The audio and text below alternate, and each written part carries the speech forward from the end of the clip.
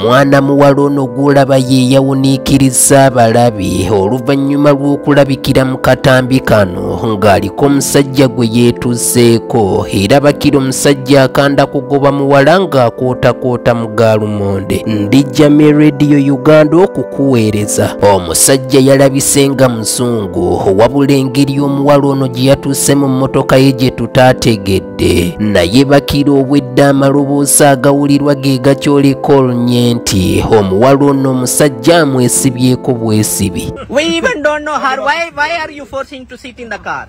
Do you want to occupy my car? Sorry? Why? Do you know me? I want you. No, but do you know me? I will know you. How? Me, I'm not going anywhere. Huh? Where? Okay, you talk. You talk. No, you talk.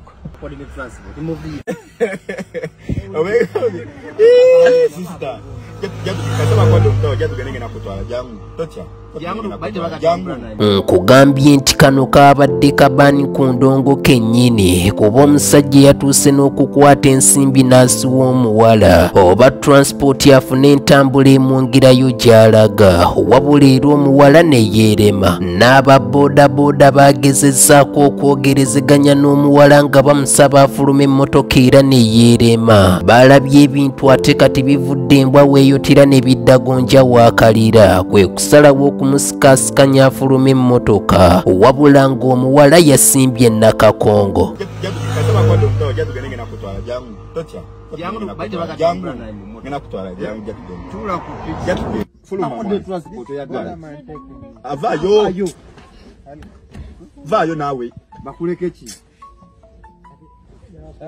Oluvannyuma waliwo eyakubidde omuwala ono essimu era ne boogerezeganya, n'eyamukubidde yawulikise ng'amusaba ave mu mmotoka wano era n'eyamukubidde essimu yabadde asiwa nsaano ku mazzi.